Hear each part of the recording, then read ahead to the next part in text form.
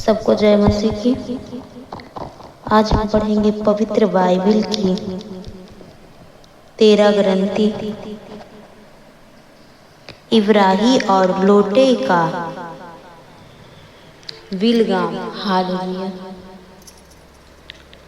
अब इब्राही अपनी पत्नी, अपने सारे धन संपत्ति और लोटे के साथ मिस्र से नेगन प्रदेश को लौट गए। अमरवाही पशुओं और चांदी सोना से संपत्ति था। वह नेगम से आगे बढ़कर बेतल के उस स्थान पर पहुंचा जहां उसने पहले वेतन और आय के बीच अपने तंबू खड़ा किया था और जहां उसने पहले एक वेदी बनाई थी। अमरवाहिनी ने वहां प्रभु से प्रार्थना की। लोटा अवर्मा के साथ रहता था और उसके भी भेड़ बकरियां, चौपाए और तंबू थे। वह भूमि इतना विस्तृत नहीं था कि उससे दोनों का निवर्धन हो सके।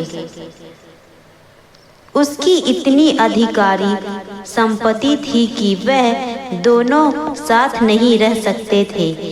इसी कारण अमरवाहिनी और लोटे के चरवाहों में झगड़ा हुआ करता था और समय कनकी और परजित उसी देश में निवास करता था।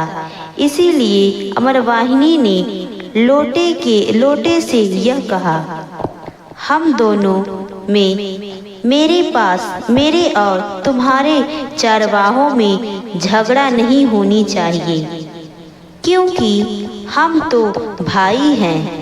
सारे प्रदेश तुम्हारे सामने हैं। हम एक दूसरे से अलग हो जाए।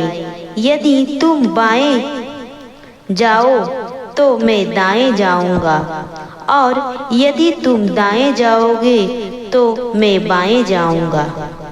लोटे ने आँख उठाकर देखा कि प्रभु की बाटी तथा मिस्र देश के सदृश्य समस्त यादास नदी की घाटी सोया तक अच्छी तरह सिंची हुई है। उस समय तक प्रभु ने सौदा और गोदमों का विनाश नहीं किया था।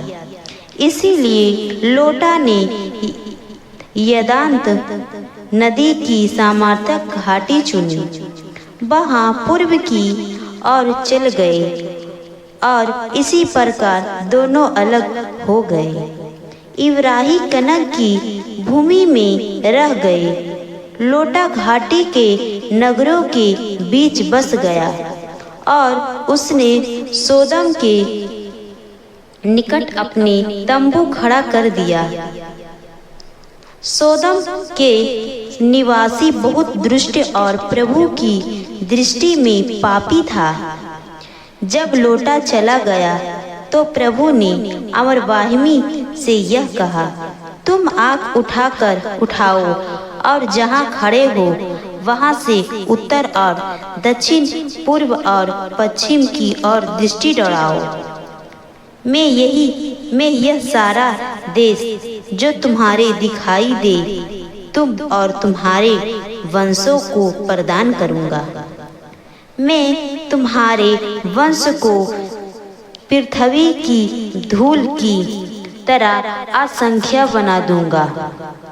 पृथ्वी के धूल कण भले ही कोई गिन सके, परंतु तुम्हारा वंश की गिनती कोई नहीं कर पाएगा। चलो इस देश में चलो और घूमने जाओ, क्योंकि मैं इसे तुमको दे दूंगा। अमरवाहिनी अपने तंबू उखड़कर हैवोद में मामले के बतूत के पास बस गया और उसने वहाँ प्रभु के लिए एक वेदी बनाई। हालेलुया।